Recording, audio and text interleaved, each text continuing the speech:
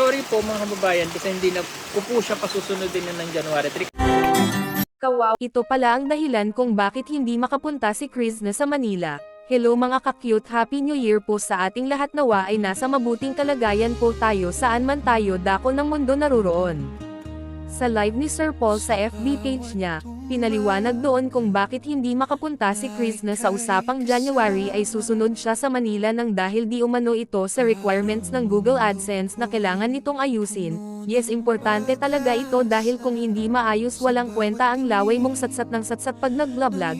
Tanong naman ng iba paano na daw ang monthsary kung hindi makakaluwas si Chris na. Abang-abang lang po tayo guys. Sorry po mga kababayan kasi hindi na ko po siya pasusunodin na ng January 3 kasi mayroon po siya, may pinapais po ko sa kanya na kailangan napaasigaso ko sa kanya yung NBI, PhilHealth, para mabigyan siya ng ID. Pwede na yung PhilHealth kasi yun yung requirements ni Google para ma-process yung kanyang account.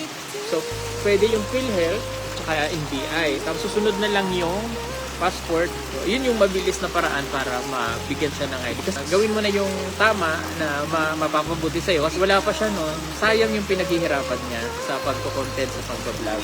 No? Sayang naman. So, sabi ko, sige, para mas makatulong sa pamilya mo, asikasuhin mo na lang to sa Lunes. Asikasuhin niya yan. Sabi ko, para pagbalik ko dyan, okay na lahat. So, ganon. Sa iyong mga bisi, ako'y payapa. Wala nang hahanapin pa. Kahit saan, dalhin ng tadhana.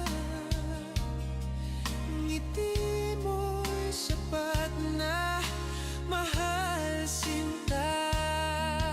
Kung ako'y malumbay, ikaw ang dahilan. Sa isang ngiti mo, gumagaan ang buhay. Ngiti mo ang liwanag ng aking mundo. Sa dilim ng gabi, ikaw ang bituin ko. Ngiti mo ang awit na aking nadarama. Isang himig ng pag-ibig na walang hanggan.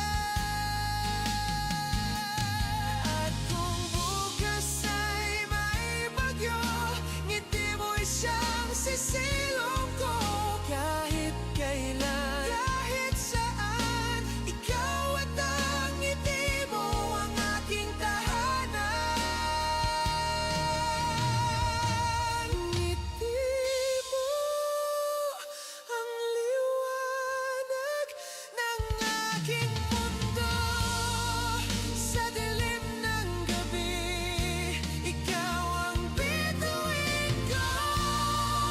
Ngiti mo ang awit na aking nadarama.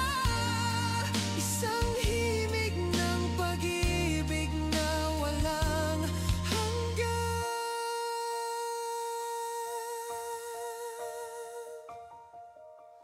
Ngiti mo ang liwanag.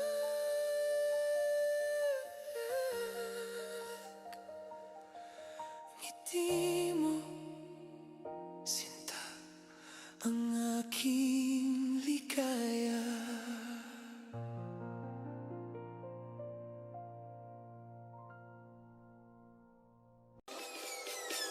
Peace.